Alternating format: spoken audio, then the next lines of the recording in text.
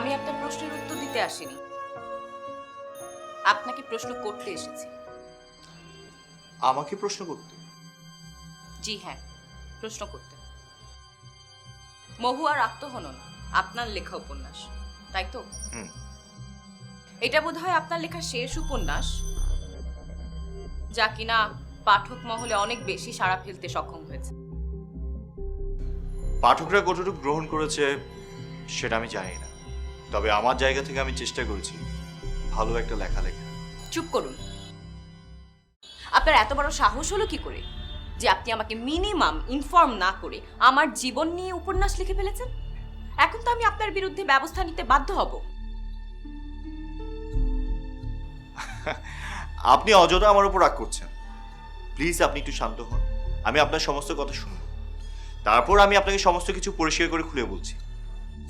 আমি সবকিছু পরিষ্কার হয়েই এখানে এসেছি, না হয় আসতাম না। অনেকদিন পরে হলেও আমি পুরোটা উপন্যাস শেষ করতে পেরেছি এবং দেখেছি এই উপন্যাসে আপনি আমার জীবনে একটি ছোট্ট তথ্য উপাত্তেও বাদ দেননি। সবকিছু হুবহু তুলে ধরেছেন, একদম ঠিক আমার নিজের জীবনের মতো। কিন্তু আমি কোনোদিন চাইনি আমার জীবনের এই সত্যি কথাগুলো কোনো পাঠক, কোনো মানুষ, আমার চারপাশের মানুষ কেউ কোনোদিন জানুক। আমি আমার নিজেকে দেয়ালের ওপারে নীরবে নিভৃতে একাই রাখতে চেয়েছিলাম। দেখুন, আপনার কোনো একটা জায়গায় অনেক বড় ভুল হচ্ছে। প্রথমত, আপনি আমার কাছে অপরিচিত একজন মানুষ। দ্বিতীয়ত, আপনি এমন কোনো আইডল নন যার জীবনের কথা দিয়ে আমার উপন্যাস লিখতে হবে, মানুষের কাছে আলোচনায় আলোচিত হতে হবে। আপনি এখন অস্বীকার করছেন। আমি মিথ্যাবাদী নই, আমি একজন লেখক। মহুয়ার আত্মহনন এটা সম্পূর্ণ আমার ইমাজিনেশন, আমার নিজস্ব চিন্তা থেকে আমি এটা লিখেছি। ও আচ্ছা, আমার জীবন আপনার কাছে ইমাজিনেশন? আপনার ইমাজিনেশন? ভালো বলেছেন।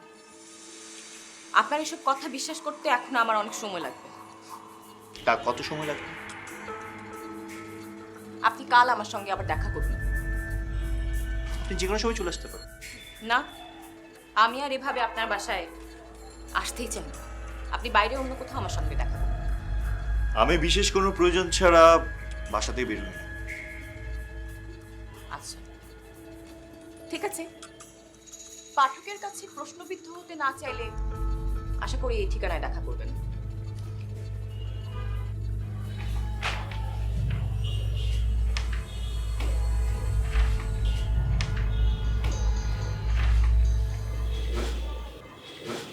আর হ্যাঁ, আপনার বাড়ির মেইন দরজা খোলা ছিল বলে কলিং বেল দেওয়ার আর প্রয়োজন মনে করি। অতি রাগে ঘরের ভেতরে ঢুকে পড়েছে।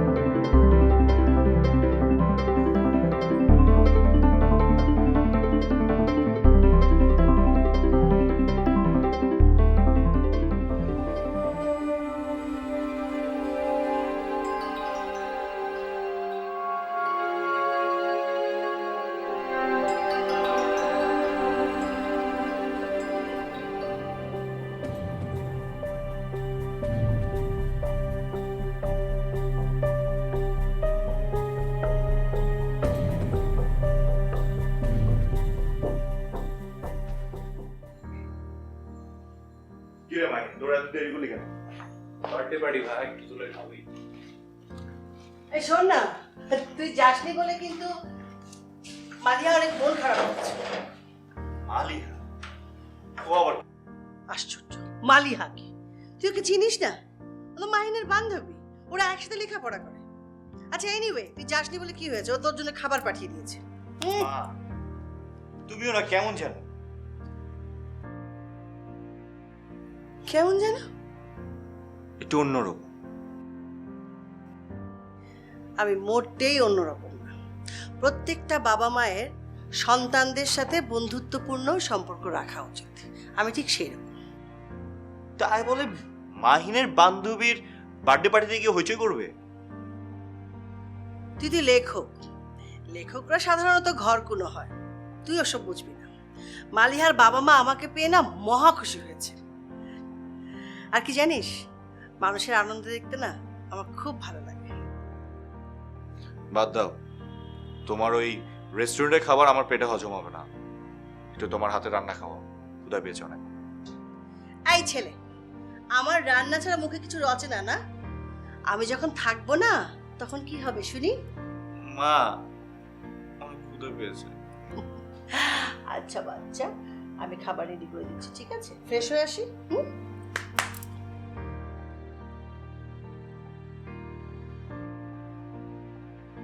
মাহিন,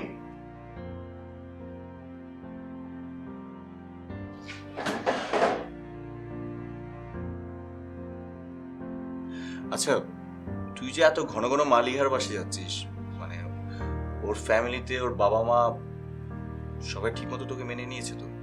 হ্যাঁ ভাইয়া, ওদের সাথে কথা হয়েছে আমার, আঙ্কেল আন্টির সাথে আমি কথা বলেছি। এখন তোমরা যদি কথা বলো সব ঠিক হয়ে যাবে। গুড, তাহলে তুই তাড়াতাড়ি তোর বিয়ের কথাবার্তাগুলো সেরে নে। ভাইয়া কি যে বলো, তোমার আগে কিভাবে বিয়ে করি? আমার বিয়ের আশা করিস না। আমার বিয়ে আশা থাকলে তোর বিয়ে হবে বলে মনে হয় না। আচ্ছা আরেকটা কথা, তুই কি যাওয়ার সময় দরজা লক করছিলি? আমার মনে হয় দরজা লক করে গিয়েছিলাম ভাইয়া। ভাইয়া কোনো ঝামেলা? না, কোনো সময় না। যা, তুই ফ্রেশ হয়ে নে।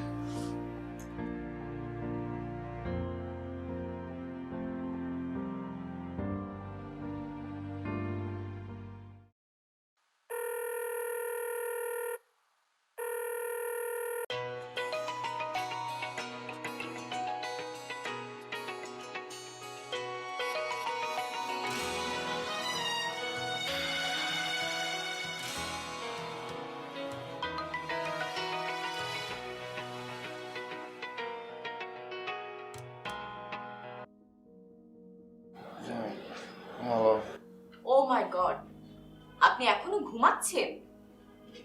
দুপুর 12টা বাজে প্রায়। দুপুর 12টা পর্যন্ত আপনি ঘুমাচ্ছেন? সরি, কি বলছেন? কে বলছেন মানে? হো, দুর্বল হার্ট নিয়ে মানুষ বেঁচে থাকতে পারে আমি শুনেছি, কিন্তু এত দুর্বল স্মৃতিশক্তি নিয়ে একজন মানুষ লেখক কিভাবে হয় সেটা আমি কল্পনা করতে পারছি না।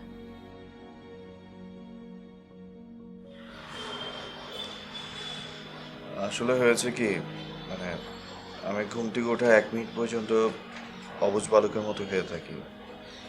ততক্ষণ পর্যন্ত কিছু বুঝতে পারি না। ওহ, এখন কিন্তু আপনাকে আমার স্বচ্ছভাবে সন্দেহ হচ্ছে। আপনি কি আসলে নিচে লেখেন বলেন তো, নাকি টাকার বিনিময়ে মেধাবী লেখকের কাছ থেকে কলম আর কালি কেনেন? কোনটা?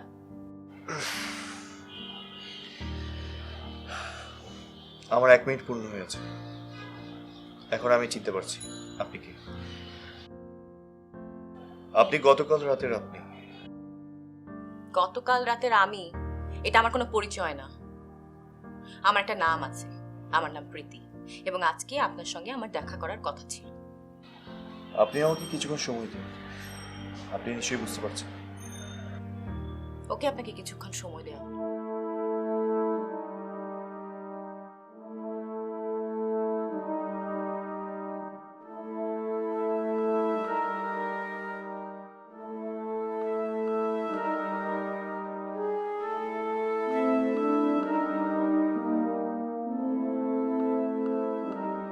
আমার সেল ফোনটা কোথায় রে? আম্মু, একটু বের হচ্ছি। ওকে। আম্মু শোনো না তুমি, আমি একটু বের হচ্ছি, আম্মু বুঝতে পারছো না? মাহি, আমি কিন্তু তোকে বাধা দেইনি। আম্মু তুমি বুঝতে পারছো না, আমার পকেটে অর্থ সংকট। আচ্ছা ঠিক আছে, আমি তোর সঙ্গে যাবো। আচ্ছা আম্মু, আমি যাচ্ছি ক্যাম্পাসে, তুমি ওখানে যে কি করবে? আচ্ছা ঠিক আছে, বুঝতে পেরেছি। তুই ক্যাম্পাসে যাচ্ছিস, তোর বই খাতা কোথায়, তোর ব্যাগ কোথায়? আম্মু তুমি বুঝছো না কেন, আমি আমার সেশন চার্জ দিতে যাচ্ছি। ওকে ঠিক আছে, আমি তোকে সেশন চার্জ দিচ্ছি, কিন্তু একটা প্রমিস করতে হবে। বলো। তুই ক্যাম্পাস থেকে ফিরে আমাকে নিয়ে ঘুরতে বেরোবি। আম্মু আমি তোমাকে কথা দিলাম, আমি তোমাকে এসেই ঘুরতে নিয়ে যাবো। প্রমিস? 100% প্রমিস। ওকে, তাহলে আমি তোকে চার্জটা এখনই দিয়ে দিচ্ছি, কেমন? Thank you. চল।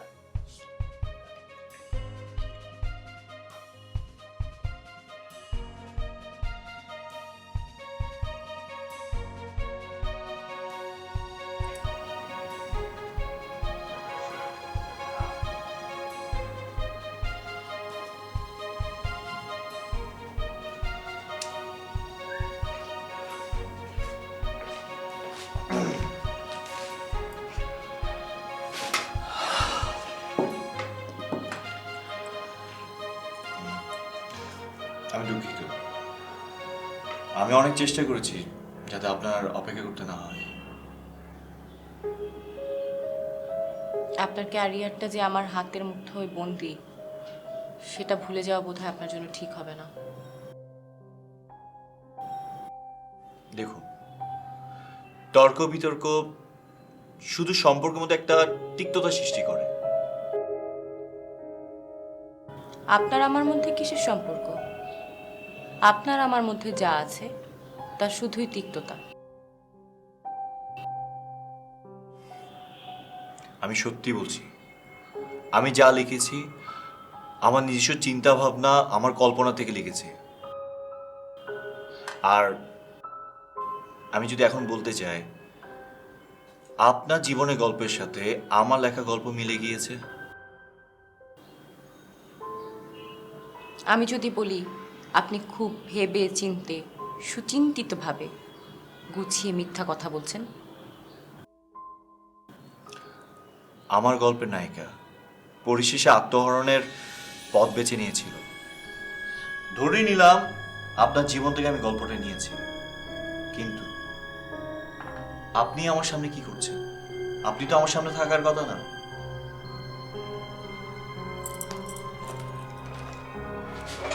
কি হলো, বলে যাচ্ছেন? শুনুন, হ্যালো।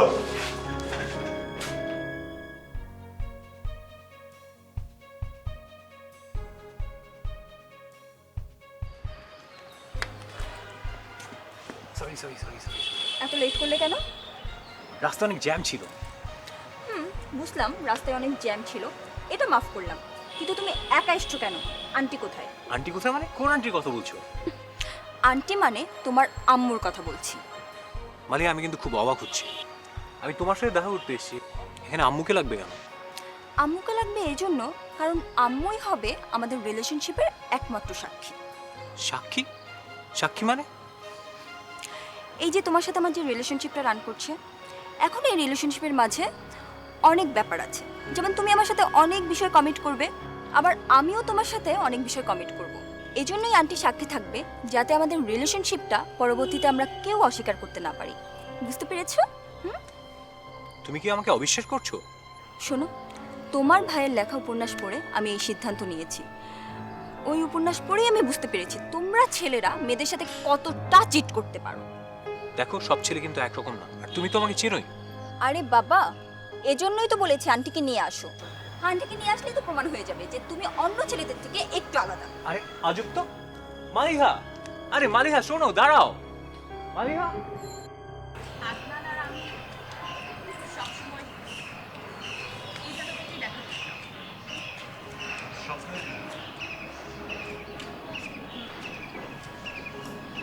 কারণ এর কাছেই একটা ফার্মেও শপ।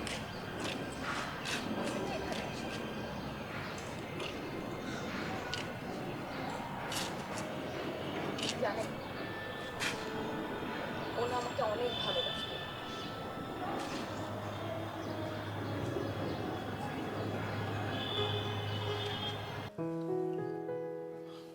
জানি আপনার জন্য অনেক কষ্ট করে বকুল ফুল নিয়ে আসতো। আর সেই বকুল ফুল দিয়ে আমি মালাও গাঁথতাম। আমার যে কি আনন্দ হতো এই কাজটা করতে, আমি কাউকে বলে বোঝাতে পারবো না। আচ্ছা, মানে আপনারা কাউকে কোনো কিছু না জানিয়ে এমন একটা সিদ্ধান্ত কেন নিলেন? সেটা তো আপনিই ভালো জানেন ঔপন্যাসিক সাহেব।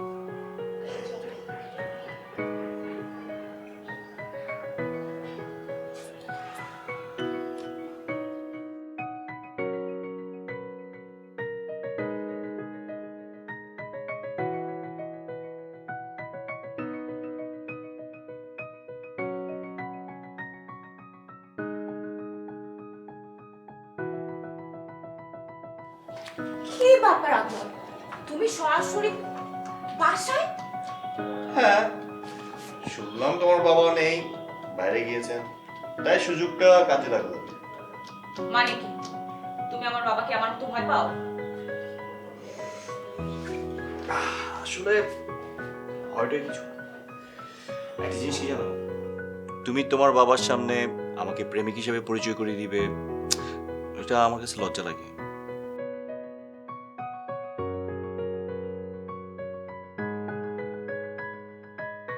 তাই তোমাকে আমি ফ্রেন্ড বলে পরিচয় করে দিতাম, তাহলেই তো হতো। আচ্ছা ঠিক আছে, বলো কি এমন কারণ যে তড়িঘড়ি করে এভাবে বাসায় চলে আসলে? আমি একটা কঠিন সিদ্ধান্ত নিয়েছি তোমাকে নিয়ে। কি সিদ্ধান্ত? চলো আমরা বিয়ে করে ফেলি। হ্যাঁ অবশ্যই, আমরা বিয়ে অবশ্যই করব। বিয়ে করার জন্যই তো ভালোবেসেছে না? কিন্তু এখন কিভাবে? আমার পরীক্ষাটা শেষ হোক, আর তাছাড়া তুমি তো মাত্র একটা ফার্মে জয়েন করলে, একটু স্টেবল হও, একটা প্রমোশন হোক, তারপর। তুমি বুঝতে পারছো না, আমার ফ্যামিলি থেকে আমার বাবা মা আমার বিয়ের জন্য অনেক প্রেশার দিচ্ছে। আমি রীতিমতো ওনাদের কাছ থেকে পালিয়ে পালিয়ে আছি, ধরতে পালিয়ে বিয়ে করে দিবে। তোমার বাবা মা? আন্দন তুমি একটা ছেলে, তোমার বাবা মার চাইতে তাহলে আমার বাবা মা হাজার গুণ ভালো। আমি একটা মেয়ে হওয়া সত্ত্বেও আমাকে বিয়ের জন্য এখনো পর্যন্ত আমার বাবা মা প্রেশার ক্রিয়েট করেনি। আমি না কোনো কিছু বুঝতে পারছি না, আমি না তোমাকে কোনোভাবে হারাতে পারবো না, প্লিজ। আমিও তো না, কিন্তু কি যে করব সেটাও বুঝে উঠতে পারছি না। আমি একটা প্ল্যান করেছি। কি প্ল্যান? তুমি তোমার মায়ের গয়না নিয়ে আর বাবার টাকা পয়সা নিয়ে আমার সাথে পালিয়ে যাবে। কি? আমরা পালিয়ে যাব? তুমি শুধু বিয়েটা করো আমার সাথে, দেখবে সব কিছু ঠিক হয়ে যাবে। আমি তোমার বাবার টাকা পয়সা সব ফিরিয়ে দিব, জাস্ট তুমি আমার প্ল্যান অনুসারে একটু চলবে। আচ্ছা ঠিক আছে, তুমি এখন যাও, আমি দেখি কি করা যায়। তোমার উপর আমার পুরোপুরি আস্থা আছে, আমি জানি।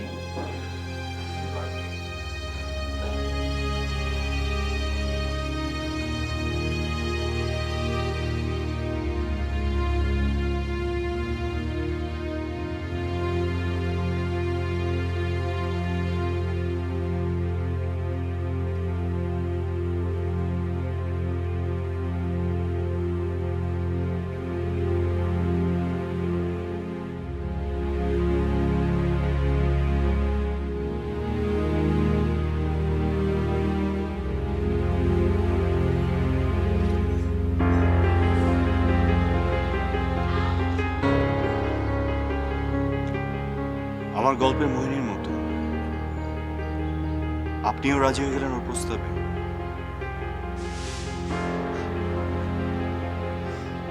আমার বাবা মা বলতেন ছোটবেলা থেকেই নাকি আমি একটু সহজ সরল বোকা স্বভাবের মেয়ে ছিলাম, সবাইকে বিশ্বাস করতাম। তারা এটা ভেবে খুশি হতো যে আমি কাউকে কখনো কোনোদিন ঠকাবো না। কিন্তু আমার নিজের জীবনের পরিণতি যে এটা হবে তা আমি কল্পনাও করতে পারিনি।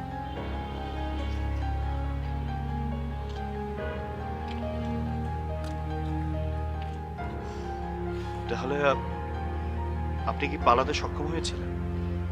হ্যাঁ, আমার মার সব গয়না গাটি নিয়ে বাবার ড্রয়ারে লাখখানেক টাকা ছিল, সব কিছু নিয়ে ওই দিন দুপুরে আমি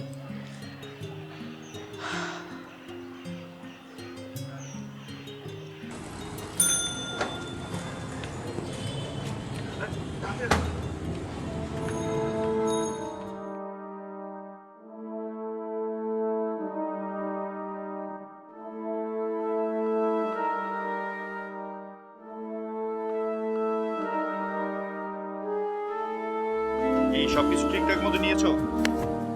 সব আছে, সব কিছু। এই মামা, তাড়াতাড়ি চালাও।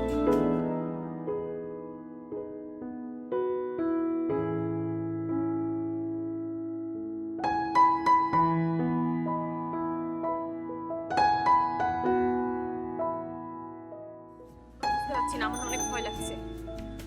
আরে ভয় পাওয়ার কিছু নেই, ধরে নাও তুমি স্বাধীনতা পেয়েছো। আজকে থেকে তুমি স্বাধীন।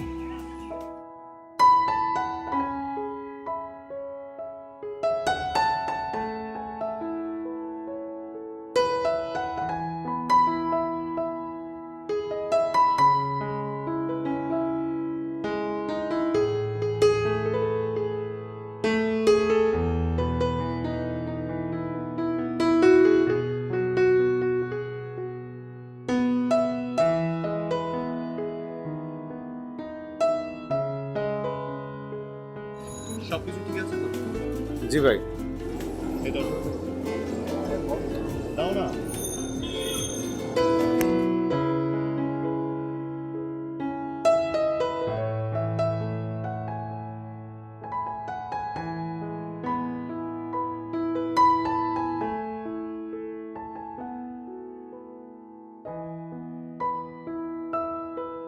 চাবিটা দাও।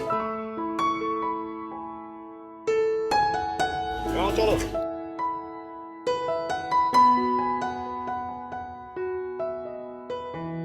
এখন জিজ্ঞেস করো টাকাটা কেন? সবুজ ও আমার অনেক বিশ্বস্ত একজন মানুষ। ও আমাদের দুইজনের জন্য একটা সুন্দর রুম ভাড়া দিয়েছে। এখন আমরা আগে কাজে অফিসে যাব, বিয়ে করব, তারপর ওদের আমরা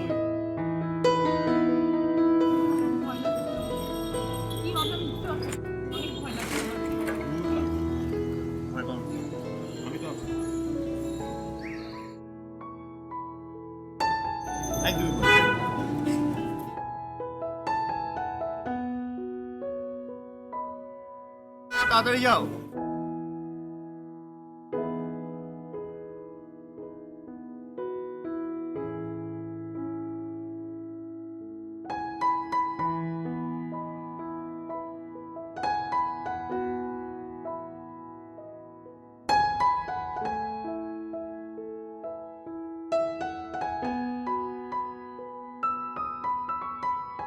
এভাবে মন খারাপ করে দাঁড়িয়ে থাকলে কিছুই হবে না।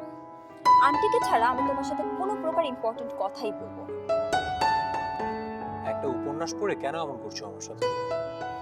তুমি জানো না মাহিন, বই হলো মানুষের প্রকৃত বন্ধু। এখন তুমি বলো, তুমি আন্টিকে সবকিছু ইনফর্ম করবে নাকি করবে না? দেখো, আমি আম্মুর সাথে সবকিছু শেয়ার করতে পারি, কিন্তু এটা সম্ভব না। ওকে ফাইন, তাহলে আন্টিকে কিভাবে সবকিছু শেয়ার করতে হয় সেটা আমার ভালো করেই জানা।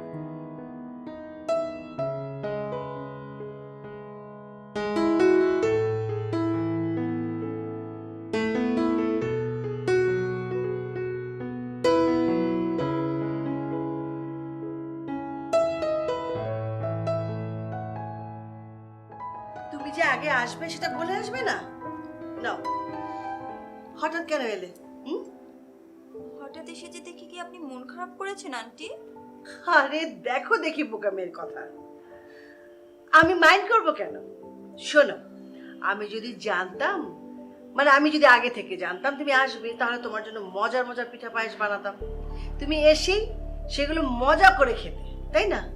আচ্ছা এনিওয়ে, এসেই যখন পড়েছো তো বসো, আমি তোমার জন্য ভালো ভালো নাস্তা রেডি করছি, কেমন? আন্টি প্লিজ এত অস্থির হবেন না। আমি এসেছি আপনার সাথে একটা গুরুত্বপূর্ণ বিষয়ে কথা বলতে।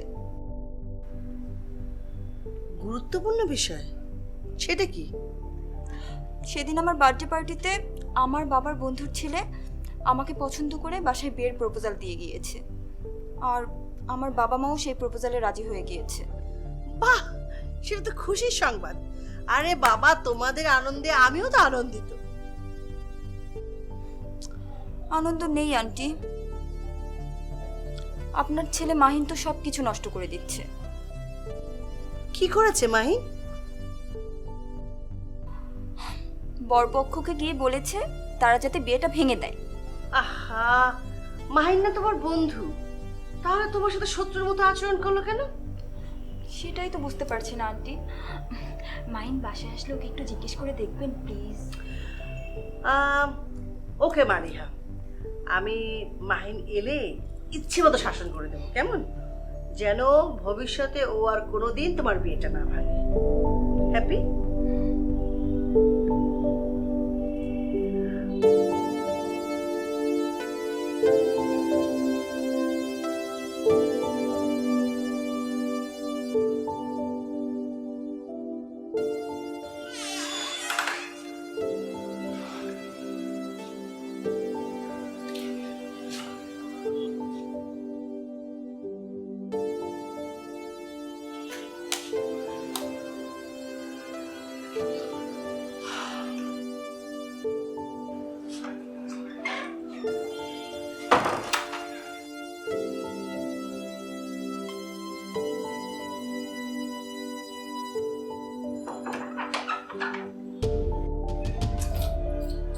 ভয়ের কিছু নেই।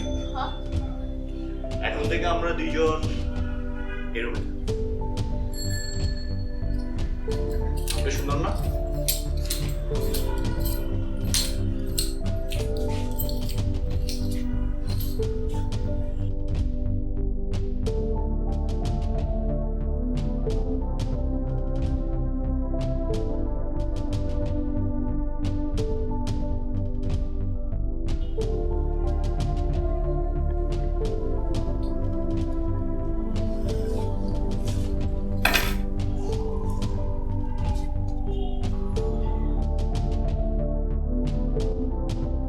এখন থেকে তোমার কিছু করা লাগবে না। যা কিছু করার আমি করব।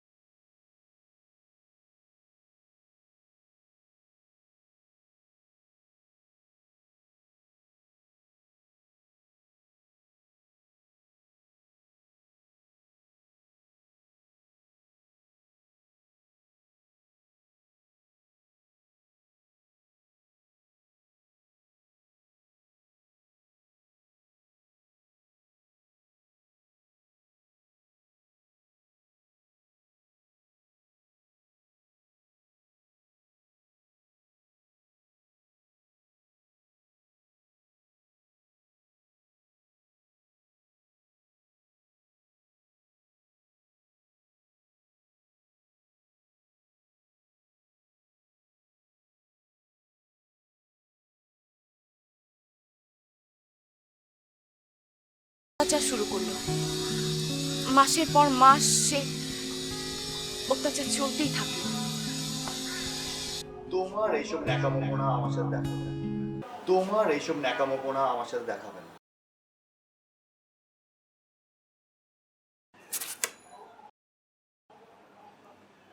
তোমার বাচ্চা আমার দরকার নেই। আদনান, কি বলছো? আমার বাচ্চা তোমার বাচ্চা? তো আমার দরকার ছিল তোমার টাকা, তোমার ক্ষমতা, যেগুলো আমি পেয়ে গেছি। আমার তো আর কোনো কিছু দরকার নেই। তোমার কাছে বাচ্চা চাইছি। আমি তোমার কোনো কথা বুঝতে পারছি না আদনান, কি বলছো তুমি এসব? আমি যা বলছি তুমি তাই শুনছো। আর তোমার এসব কারণে না আমি আমার ব্যবসায় লস খাচ্ছি। আমি আর লস খাবো না। দরকার পড়লে আমি মানব বাঁচাবো। এর থেকে আরো অনেক খারাপ কিছু হতে পারে। কি? হ্যাঁ।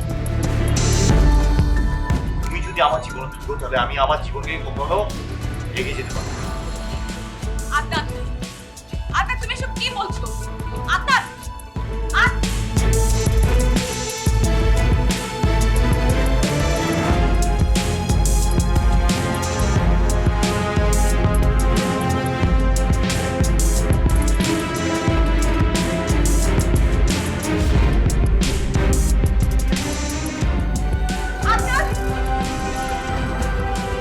আদনান,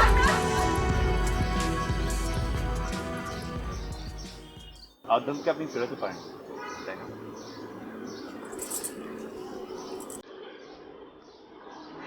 না। 1 মাস পরে পত্রিকায় দেখেছিলাম ওই ট্রলার ডুবিতে আদনানও মারা গেছে। আমার উপন্যাসে তো আমি আপনাকে আপনার বাবার কাছে পৌঁছে দিই।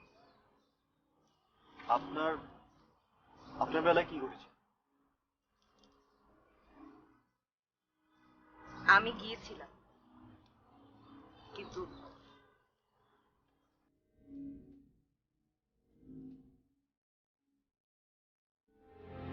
তুমি কেন এসেছো? বাবা, আমি তোমার মুখে বাবা ডাক শুনেছ না। বাবা ডাকার অধিকার তুমি হারিয়েছো যেদিন তুমি এই বাড়ির সবার মুখে চুলকানি দিয়ে এই বাড়ি থেকে বেরিয়ে গিয়েছিলে। তুমি তোমার নতুন ঠিকানা খুঁজে নিয়েছিলে। সেদিনই আমরা ভুলে গিয়েছি এই বাসায় প্রীতি নামে কেউ ছিল না, নেই, থাকবে না। বাবা, বাবা আমার কথাটা তুমি শোনো প্লিজ। না, আমি তোমার কোনো কথা শুনতে চাই না। আমি শেষ কথা তোমাকে বলে দিয়েছি, তোমাকে যেন আর এ বাসায় না দেখি। তুমি যেখানে ইচ্ছা সেখানে যেতে পারো। আমি যেন অফিস থেকে এসে তোমাকে এই বাসায় না দেখি, ঠিক আছে? তোমার আর কোনো কথা নাই, ওকে?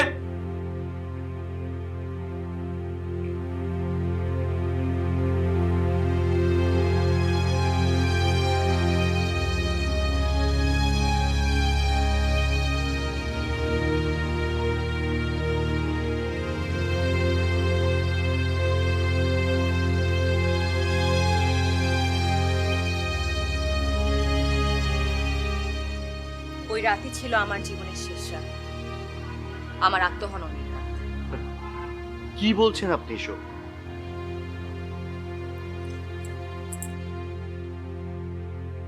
আপনি কেন এমনটা করলেন? আপনি কেন গল্পটাকে এইভাবে ভাবলেন? গল্পটা তো অন্যরকমও হতে পারত। কেন আমাকে আত্মহত্যার পথই বেছে নিতে হলো? কেন আপনি আমার পাশে এসে সাহস জোগালেন না বেঁচে থাকার? তাহলে তো ওই নিষ্পাপ শিশু বাচ্চাটিও পৃথিবীর আলো দেখতে পেত। আপনি কেন এমনটা করলেন? আপনি মৃত, তাহলে আপনি এত কথা কি করে বলছেন? আমি মৃত না। গল্পটা আপনার ভাবনা আর আমি আপনার ইমাজিনেশন।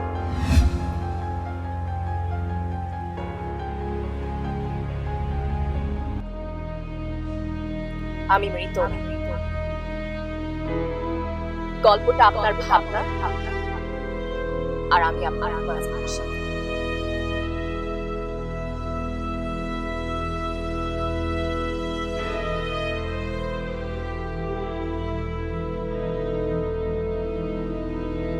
আমি মৃত না। গল্পটা আপনার ভাবনা আর আমি আপনার ইমাজিনেশন।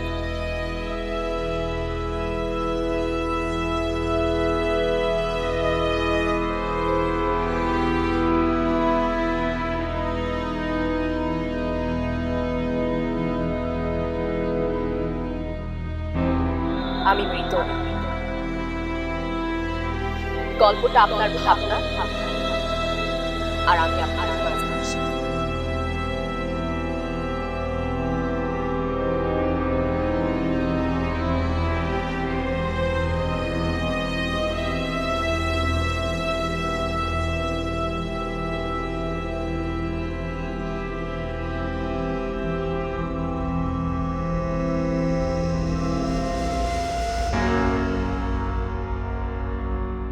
যে কোনো একটি গল্পই পারে এমন অসংখ্য মুখকে আত্মহত্যার পথ থেকে ফিরিয়ে এনে করে আলো সাহস